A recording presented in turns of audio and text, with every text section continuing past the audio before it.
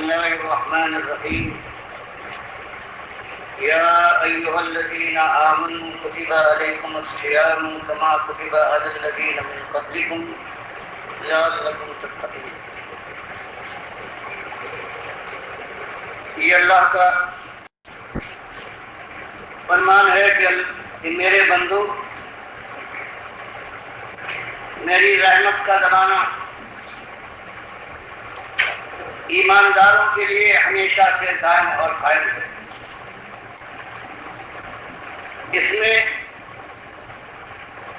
نکھار آتا ہے میری رحمت کے اندر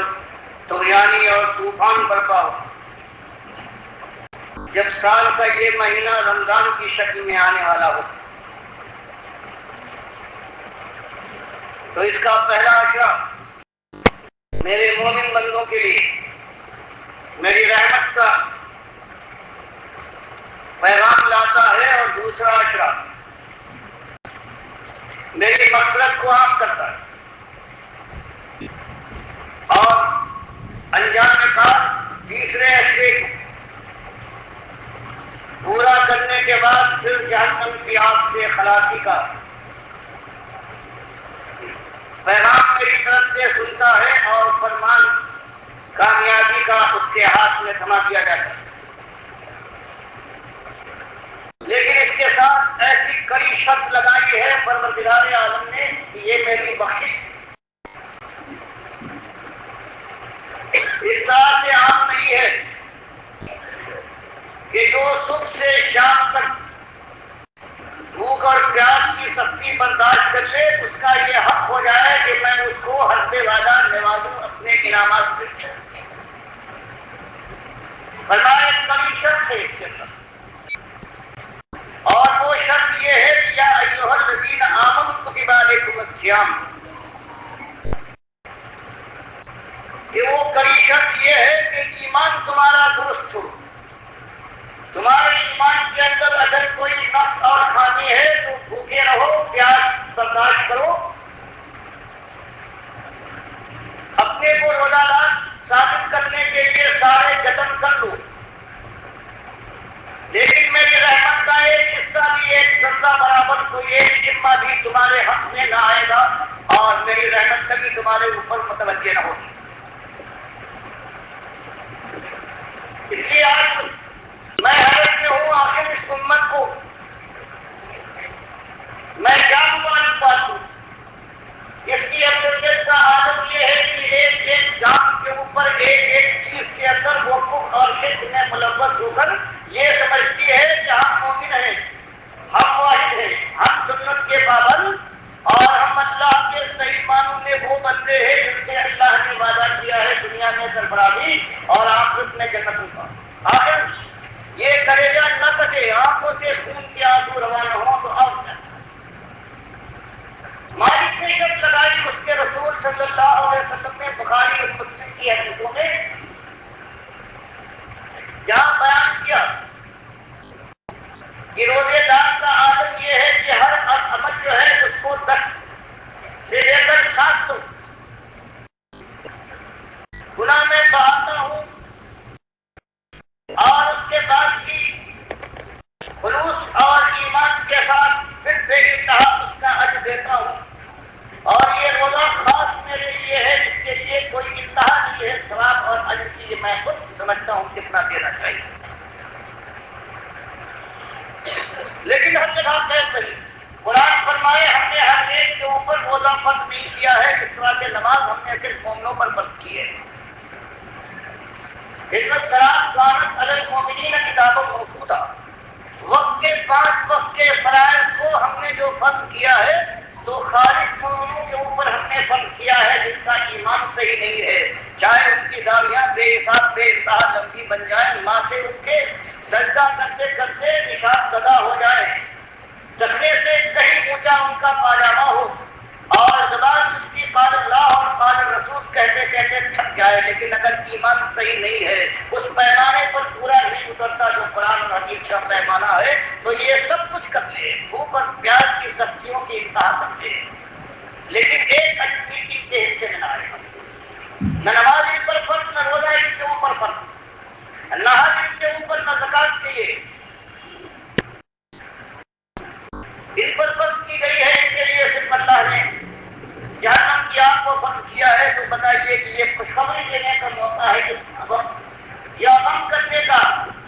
کلیجہ محسوس کر رہ جانے کا یہ وقت ہے۔ یہ مبارک مہینہ آ رہا ہے، ہمارا حال یہ ہے کہ امت کا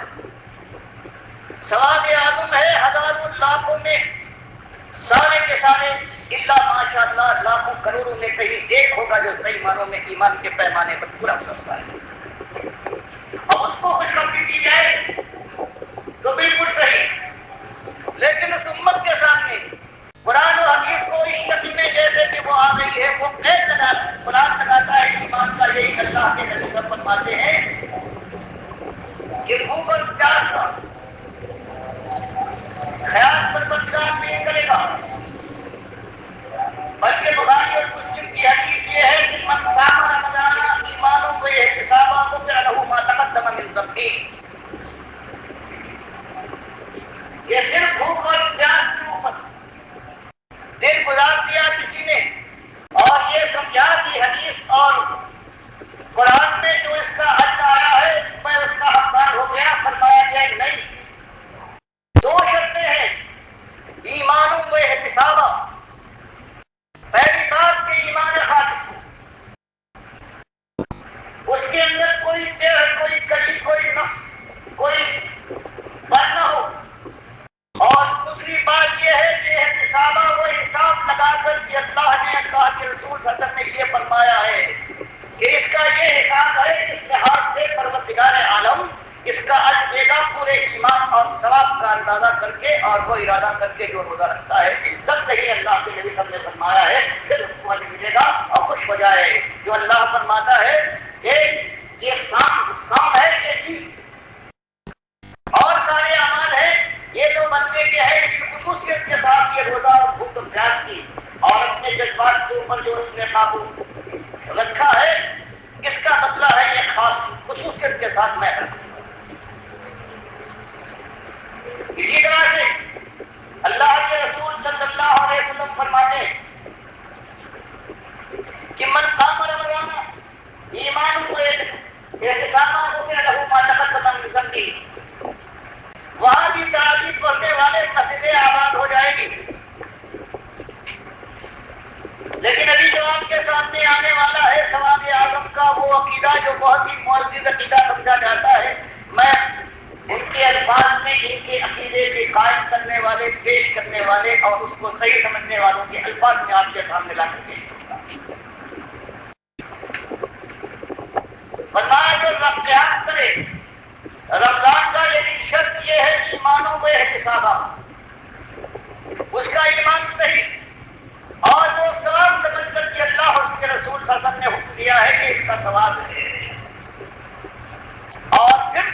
اس رغبت کے ساتھ اللہ کی بندگی میں اپنی جان کو لگاتا ہے، اپنے آرام کو چھوڑ کر کبھی عشاء کے بعد کھڑا ہو جاتا ہے اور کبھی اپنے بستر کو چھوڑ کر تہجد کے وقت کھڑا ہو جاتا ہے، تو فرمایا ساری پرانی بتائے پروردگار عالم پہنچنے کا کوئی شک نہیں۔ اسی طرح سے تیسری حدیث متفق علیہ بخاری مسلم کی آ رہی ہے، من قام لیلۃ القدر ایمانا واحتسابا غفر له ما تقدم من ذنبه، کہ جو شب قدر کی تلاش میں راتوں کو جاگے، عبادت کرے، ذکر کرنے والا ہو، تلاوت قرآن، استغفار اور توبہ کرنے والا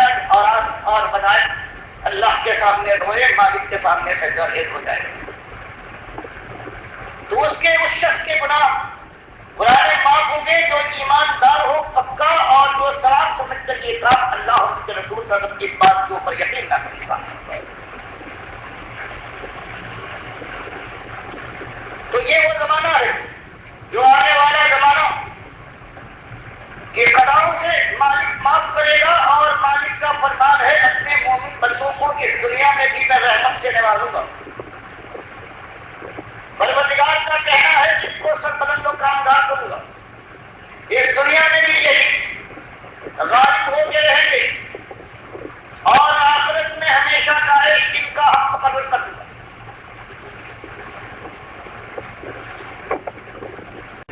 اور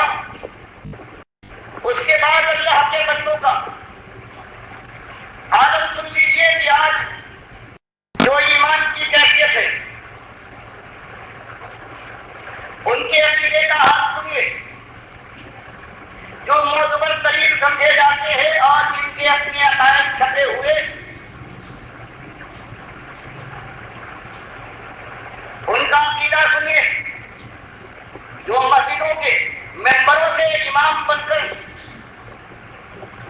جو رمضان کی فضیلت بیان کرتے ہیں، اس کے ثواب کا ذکر کرتے ہیں، ان کا ظلم دیکھیے کہ پہلے ایمان کو بے ایمانی میں تبدیل کرنے کے بعد، پھر بے ایمان بنانے کے بعد پھر کہتے ہیں کہ بھوک اور پیاس کی سختی برداشت کرو، روزے کے بعد قیام اللیل کرو۔ تو ان کا عقیدہ سنیے، ہمارے نزدیک اور ہمارے مشائخ کے نزدیک دعاؤں میں انبیاء علیہ السلام اور صلحاء و اولیاء، شہداء و صدیقین کا توسل جائز ہے، ان کی حیات میں بھی اور ان کی وفات کے بعد بھی اس طریقے پر کہے، یا اللہ میں بھی وسیلہ فلاں بزرگ کے تجھ سے دعا کی قبولیت اور حاجت برانی چاہتا ہوں، یا اسی جیسے اور کلمات کہے۔ اور یہ کس کا عقیدہ ہے؟ المحنت، عقیدہ دیوبند کی وہ مستند کتاب، صفحہ 13 اور فتاوی رشیدیہ صفحہ 112۔ اللہ فرمائے للہ الاسماء الحسنی فادعوہ وذروا الذین یلحدون فی اسمائہ، کہ وسیلہ اور توسل اگر بنانا ہے، صدقہ مانگنا ہے، تو میری ذات کے بہترین نام ہے، میری صفات کے بہترین نام ہے، میرے اختیارات کے بہترین اسماء ہیں، میرا جو حق ہے اس کے میرے بہترین نام ہیں، جن ناموں سے میری رحمت کو ضروری ملا ہو۔ اور جو اس کے بجائے کسی اور طریقے کو صدقے اور وسیلے کے طور پر جو پیش کرتا ہے وہ مجرم ہے، اس سے الگ ہے۔ یہ قرآن پورے آرام میں بنایا ہے۔ اور المحنت کے لکھنے والے خلیل احمد نے دیکھی، جس کے اوپر محمود الحسن صاحب نے دستخط کیے ہیں، اشرف علی تھانوی اور کتنے گزرے ہیں، رشید احمد، یہ جتنے ہیں سب نے اس کو کہا ہے کہ یہ ہمارا عقیدہ ہے، اور عقائد علماء دیوبند کے نام سے ساری دنیا میں انہوں نے اپنے عقائد پھیلائے ہیں۔ یہ شرک، یہ وسیلے کا شرک اس طرح سے عام ہے۔ یوں ایمان پر بات کرنے کے بعد امت مسلمہ کو یہ بھوک اور پیاس کی سختی میں مبتلا کرنے والے، ان کو کچھ تو سوچنا چاہیے کہ اللہ کی کتاب اور اللہ کے رسول صلی اللہ علیہ وسلم کا کچھ تو حق ہے۔ اس امت کو اس طرح سے برباد کرنے کے بعد ان سے نمازیں پڑھوا رہے ہو، روزے رکھوا رہے ہو، تراویح پڑھوا رہے ہو، تہجد گزاری ان کو تلقین کر رہے ہو، تو للہ اپنی جانوں پر رحم کرو اور اس امت کے اوپر ترس کھاؤ۔ دوسرا عقیدہ نمبر 5، حضرت صلی اللہ علیہ وسلم کی قبر شریف کے پاس حاضر ہو کر شفاعت کی درخواست کرنا اور یہ کہنا بھی جائز ہے کہ حضرت میری مغفرت کی شفاعت فرمائیں۔ اب بتائیے، ظلم کی انتہا پہلے اللہ کے نبی صلی اللہ علیہ وسلم کو قبر کے اندر زندہ مانا، سننے اور سنانے والا مانا، اور پھر یہ کہ سورہ نساء کی اس آیت کو کہ یہ منافقین جو آپ سے بات سننے کے بعد آپ کی بات نہیں مانتے، اگر اللہ ان کو توفیق دے دے تو یہ بھی اللہ سے استغفار کرے اور آپ کی انہوں نے توحید کی ہے، اگر آپ کے پاس آئے، خطا کار ہے، اپنی خطا کا اقرار کرے اور آپ سے درخواست کرے کہ ہماری خطاؤں کی معافی کے لیے ہم نے معافی مانگی ہے، آپ بھی ہمارے لیے اللہ سے معافی طلب کرے، تو آپ بھی اگر ان کے لیے استغفار کریں گے یہ دعویٰ کرنے والوں کے حق میں، تو اللہ تعالیٰ ان کی خطاؤں کو معاف کر دے گا۔ یہ خاص منافقین کی آپ کی زندگی کے اندر جو چیز تھی اس کو زندہ ہونے کی بجائے اب آپ کی وفات کے بعد جو اللہ فرمائے کہ اموات غیر احیاء، کسی کی کوئی تخصیص نہیں ہے، سارے مردے ہیں، نہ سنتے ہیں نہ، جیسے وہاں جاؤ جو زندگی کی بات کی اس کو موت کے اوپر، آپ کی قبر کے اوپر، اور پھر سننے والا، زندہ استغفار کرنے والا، دعا کرنے والا، جن میں تیمیہ جو اور دو کفر اور شرک میں مبتلا ہے، وہ تو یہ کہتے ہیں کہ چلو سنتے تو ہیں، دعا تو کرتے ہیں، لیکن دعا کروانا ناجائز ہے، وہ سمجھ کر کسی بات، اور وہ شرک کے ساتھ یہ بات طے لگاتے ہیں کہ ان سے شفاعت کی درخواست تو نہ کرو، اور یہ جو ہمارے دیوبند کے یہ بڑے حضرات ہیں یہ ان سے بھی آگے آگے بڑھ گئے، نبی صاحب کو زندہ بھی مان لیا، دعا کرنے والا بھی مان لیا، اور کہا کہ ان سے شفاعت کی درخواست کرو۔ ابن تیمیہ یہ تو کہتے ہیں کہ اور یہ تو صحیح ہے، یہ دعا بھی کرتے ہیں، سنتے بھی ہیں، لیکن اگر ان سے کوئی شفاعت کی درخواست کرے، چاہے وہ خلیفہ راشد میں سے بھی کیوں نہ ہو، تب بھی وہ کافر ہے۔ وہ اور اپنے دو کفر و شرک کے ساتھ یہ کفر نہیں کرتے۔ یہ تینوں جو ہمارے دیوبند کے حضرات ہیں، ان کا عقیدہ ان تینوں کفر پر ساتھ سلامت ہے، اور یہ سنت کے اور یہ قرآن کے ماننے والے ہیں، دین حق کے علم بردار ہیں، ہر جگہ ان کی مسجدیں ہیں، یہ ہے جن کو اہل سنت والجماعت کی یہ سب ہے۔ حضرت گنگوہی صاحب، رشید احمد صاحب، یہ بتایا یہ فتح رشیدیہ ہے، اور یہ فتح القدیر میں بھی ہے، اور تحتاوی بھی ہے، اور حضرت گنگوہی تحریر فرماتے ہیں اس سلسلے میں۔ پھر نبی صاحب کے قبر پر پہنچ کر حضرت صلی اللہ علیہ وسلم سے وسیلے سے دعا کرے اور شفاعت چاہے، اور یوں کہے یا رسول اللہ اسألک الشفاعۃ واتسأل بک الی اللہ فی ان اموت مسلما علی ملتک وسنتک۔ پھر جا کر اللہ کے نبی صلی اللہ علیہ وسلم سے کہے قبر کے پاس کہ میں آپ کی شفاعت کا طالب ہوں، آپ کا توسل اللہ کے پاس کرتا ہوں، اور اس بات میں کہ میں مومن مر جاؤں، مسلم بنوں۔ شرک کرنے کے بعد اللہ کے نبی صلی اللہ علیہ وسلم سے کہتے ہیں کہ آپ میرے لیے یہ دعا کیجیے کہ میں مومن مر جاؤں۔ اب یہ ذکر، یہ بھی عالم یہ ہے، کہاں کا معاملہ ہے، جا کر شرک کر رہے ہیں قبر کے اوپر، اور پھر کہتے ہیں کہ آپ میرے لیے دعا کیجیے کہ میں آپ کی ملت پر، سنت پر اور مسلم مر جاؤں۔ اب اس ظلم کو آپ اندازہ لگائیے۔ فرمایا عقیدہ نمبر 6، اگر کوئی شخص حضرت صلی اللہ علیہ وسلم کی قبر مبارک کے پاس سے صلاۃ و سلام پڑھے تو اس کو آپ خود بنفس نفیس سنتے ہیں، اور دور سے پڑھے ہوئے صلاۃ و سلام کو فرشتے آپ تک پہنچاتے ہیں۔ کوئی اللہ فرمائے کہ مردے ہیں، سارے کے سارے لوگ مر چکے ہیں، اموات غیر احیاء، میں جان کی رمق نہیں ہے۔ امام ابو حنیفہ کہے کہ اگر کوئی قسم کھائے کہ میں اس سے اگر کبھی بات کروں تو میری بیوی کو 3 طلاق مطلق تو ہمیشہ ہو جائے گی جب وہ بات کرے۔ پھر فرمائے کہ جس کے لیے اس نے قسم کھائی تھی وہ اس کا دوست اور عزیز تھا، سنا کہ وہ مر گیا۔ اب جذبات میں بھرے ہوئے اس کے لاشے پر، میت پر پہنچ کر اب وہ زبان سے کہتے ہیں کہ بھائی زندگی میں ایک ایسا وقت بھی آیا کہ دوستی کے ساتھ ساتھ شیطان نے بہکا دیا، ایسی قسم کھا بیٹھا، اب تلافی کا موقع نہیں ہے، تم اللہ کو پیارے ہوتے۔ تو کہتے ہیں دوسرے کہے کہ بات تو کر لی اس نے، لیکن میں کہتا ہوں کہ بات نہیں کی، اس کی بیوی کو طلاق نہیں کہ اس نے قسم کھائی تھی بات کرنے کی۔ بات اس سے کی جاتی ہے جو سنتا ہو، سمجھتا ہو، جواب دینے پر قادر ہو۔ مردہ نہ سنتا ہے، نہ سمجھتا ہے، نہ جواب دینے پر قادر ہے۔ اور یہ آداب کی امام ابو حنیفہ کے مقلد ہونے کا ان کا اعلان ہے، اور اس کے بعد ان کا عقیدہ یہ ہے اللہ کے نبی صلی اللہ علیہ وسلم کے ساتھ یہ نبی سب سنتے ہیں وہاں، اور دور پر اللہ فرماتا ہے کہ اللہ ترجع الامور، سارے معاملات کا فیصلہ جو ہوتا ہے اللہ کے پاس، اور اللہ کے پاس وہ لوٹتا ہے۔ اور یہ کہتے دور سے کوئی سلام و سلام پڑھے، اللہم صلی کہے، یہ اللہ رحمت فرما میرے نبی صلی اللہ علیہ وسلم کے اوپر۔ تو یہ فرشتے اس کو پیغام، درود کو لے کر اللہ کی بجائے نبی صلی اللہ علیہ وسلم کے پاس لپکتے ہیں۔ عربی بھی نہیں آتی کہ یہ اللہ کا بندہ تو اللہ سے خطاب کر کے اللہ سے دعا کر رہا ہے، تو یہ شرک اللہ کو اس طرح سے معطل کر کے یہ کیا ہے، اور پھر ان کا ایمان ہے، اور یہ اہل سنت والجماعت ہے دنیا کے اندر، انہیں کا ایک مقام ہے اللہ کے بندوں۔ اب حالت دیکھنے کے بعد، اب اس کے بعد اور سوچیے، ان کا کہنا یہ ہے، عقیدہ ہے، یہ کہنا نہیں ہے کہ مشائخ اور بزرگوں کی روحانیت سے استفادہ اور ان کے سینوں اور قبروں سے باطنی فیوز کا پہنچنا تو بے شک صحیح ہے۔ بتائیے اللہ کے بندوں، قبر پرستی کے لیے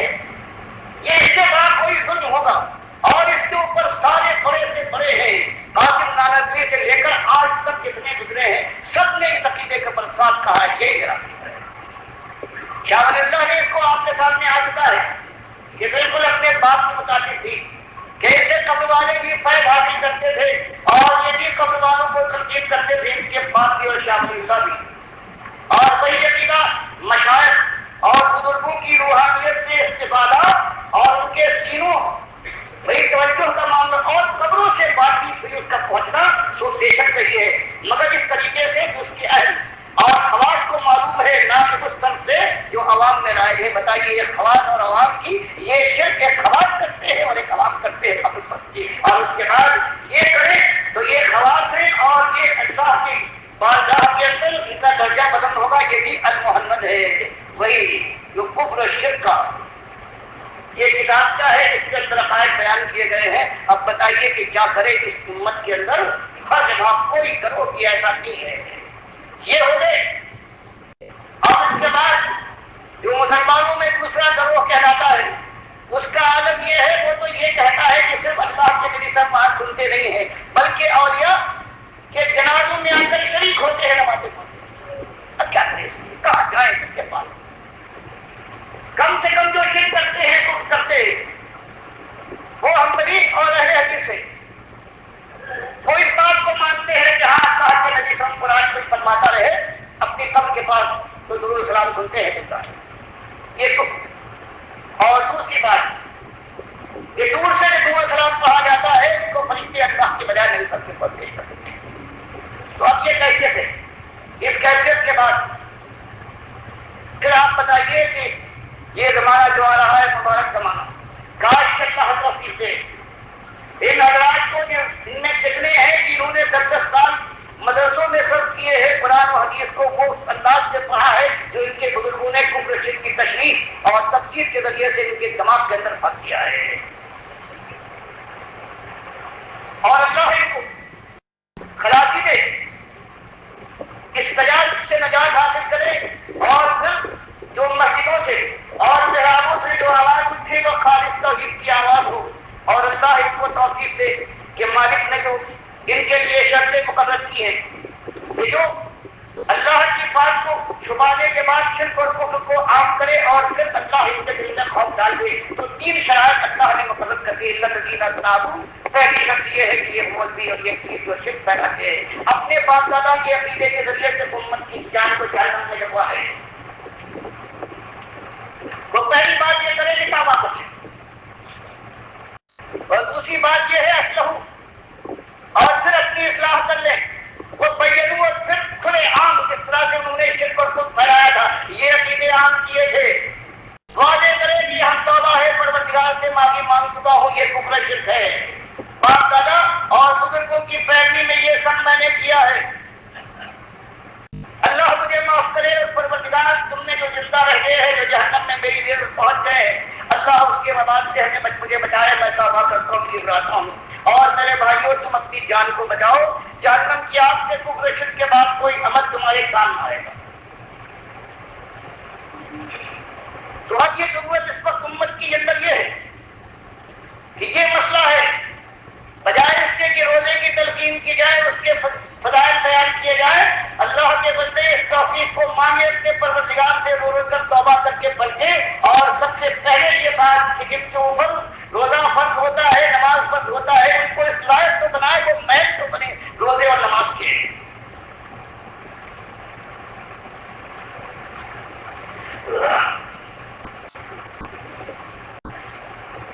ورنہ وہی حال ہوگا جو قرآن بیان فرما رہا ہے کہ اپنے بزرگوں کی بات اسلاف کو جنہوں نے مان لیا ہے کہ اللہ اور رسول کی جگہ پر تو یہ کہتے وہی ان کی بات ہے. کہتے ہیں تبلیغ واجب ہے، جو بزرگ کہہ گئے ہیں بس کے لیے آپ بن کر کے اس پر چلتے جاؤ، کچھ پرواہ نہیں. ان کے ساتھ جہنم میں ہمیشہ رہنا ہو تو کوئی بات نہیں، مجالسیں ہیں جہاں ان کے ساتھ رہیں گے اور وہاں کے ہمیشہ ساتھ رہیں گے، کچھ پرواہ نہیں. آپ کو ہم بھی کوشش کریں گے کہ کی جائے باری کر کے، اور وہ بزرگ ہمیں راستہ بتائیں گے. مالک نے یہی بات بیان کی ہے سورہ 7 میں کہ آج ایمان کی قیمت نہیں ہے. آپ کی مخاطب اس قوم کے اندر جو اپنے کو منسوخ کرتی ہے ہمارے خلیل ابراہیم کے ساتھ جو حنیف تھا،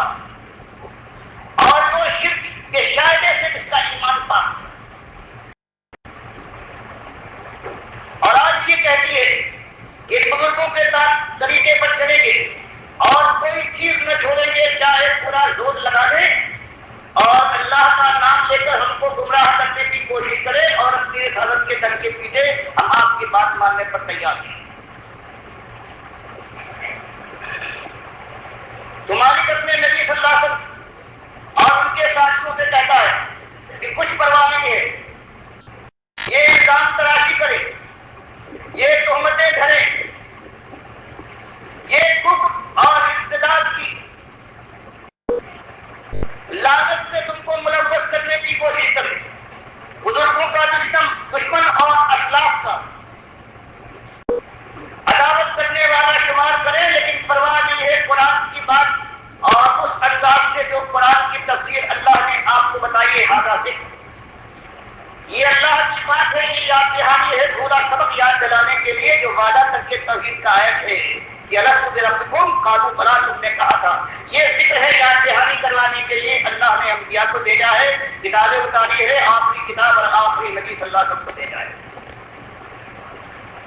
اور اس نبی کو بھی لائے گا جس کو اٹھا لیا ہے، اور اس وقت وہ آنے کے بعد سارا فیصلہ کر دے گا حق اور باطل کا. اور جو آج یہ حق کرے المرداد بنتے ہیں، ان کی گردن ماری جائے گی اگر توبہ نہ کرے. اس لیے حدیث بخاری مسلم میں آیا ہے کہ اس وقت دھرتی کی پیٹھ کے اوپر سوائے ایمانداروں کے ایک بے ایمان کی موجود نہیں ہوگا، چاہے اپنے کو وہ کچھ کہنے والا. بڑا یہ ذکر ہے، یہ اللہ کی بات ہے، اس کو کھل کر آنا چاہیے. دیکھو پتہ اور کچھ پرواری چھوٹے تو کھانا پڑتی ہے راستیں، زخم تو چاٹنا پڑتے ہیں شیرانہ بات. یہ راستہ ہی ایسا ہی ہے، جواب مردوں کا یہی شیوا ہے. لیکن انجام کتنا حسین کہتا جا رہا ہے بین للمتقین لحسن، کہ یہاں پر شہید کر ڈالے جاؤ، کھالے تمہاری بھیڑ کی جائے، میدان جنگ میں تمہارا سر اچھلے، یا اللہ کے ساتھ ایمان کے اوپر تم مالک سے ملاقات ہو جاؤ تو اس کے بعد متقیو تمہارا ٹھکانہ صحیح معنوں میں اصلی ٹھکانہ ملنے والا ہے، اور وہ جنات عدن، وہ ہمیشہ کے گھنیرے باغات ہیں، مفتح لہم الابواب. اور جب تم ان کے پاس پہنچو گے تو یہ دروازے کھلوانے کی ضرورت نہیں پڑے گی. اپنی بادشاہت اور اس کی وسعت کا عالم یہ ہوگا چوڑائی آسمانوں اور زمین کی چوڑائی کے برابر ہوگی، بلکہ وہ تمہارے انتظار میں خوش آمدید کہنے کے لیے دروازے کھول کر تمہارا انتظار کر رہے ہوں گے. جنتوں کی یہ بہاریں تمہارے اوپر قربان کرنے کے لیے بے قرار ہوگی، جیسے فرمایا ان کی الذین اتقوا الی الجنۃ زمرا. یہ بھی لے جایا جائے گی عزت کے ساتھ ان متقیوں کو. وَإِذَا جَاءُوهَا فُتِحَتْ أَبْوَابُهَا، جب وہاں پہنچیں گے تو پہلے سے دروازے ان کے انتظار میں آگوش کھولے ہوئے منتظر ہوں گے. وَقَالَ لَهُمْ خَزَنَتُهَا، اور وہاں کے فرشتے جو مقرر ہیں وہ کہیں گے سلام علیکم،